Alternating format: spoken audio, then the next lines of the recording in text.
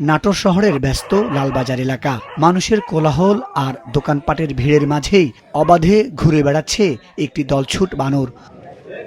কখনো বাড়ির ছাদে, কখনো গাছের ঢালে, আবার কখনো বিদ্যুতের খুঁটির উপর অবস্থান নিয়ে সুযোগ পেলেই পথচারীদের উপর ঝাঁপিয়ে পড়ছে। শিশু, নারী, বৃদ্ধ কেউই রেহাই পাচ্ছেন না বানরের আক্রমণ থেকে। গত কয়েক মাসে আক্রমণের শিকার হয়েছেন অর্ধশতাধিক মানুষ, জানান স্থানীয়রা। অনেককেই নিতে হয়েছে জলাতঙ্ক প্রতিরোধী ভ্যাকসিন।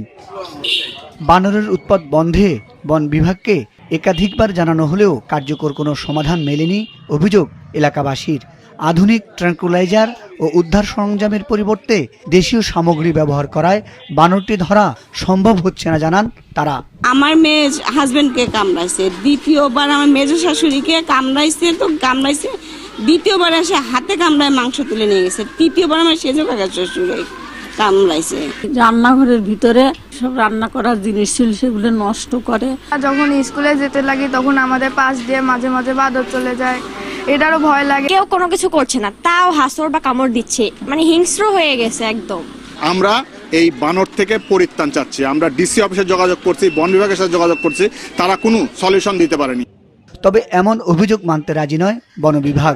আমরা চাই যে মানুষ এবং প্রাণী উভয়ই নিরাপদে থাকুক, সেই লক্ষ্যে আমরা বানরটাকে ধরার জন্য চেষ্টা করতেছি। বাট আমাদের যে টেকনোলজি আছে, মূলত এইখানে ঘনবসতি, বহুতল বিশিষ্ট ভবন, বানরটি এক ছাদ থেকে আরেক ছাদে লাফাচ্ছে, কোনোভাবেই স্থির থাকতেছে না।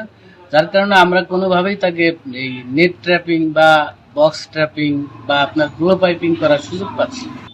বড় কোনো দুর্ঘটনা ঘটার আগেই বানরটিকে সুস্থভাবে উদ্ধার করে বনে ফেরত পাঠানোর মাধ্যমে এলাকায় স্বস্তি ফেরানোর দাবি স্থানীয়দের।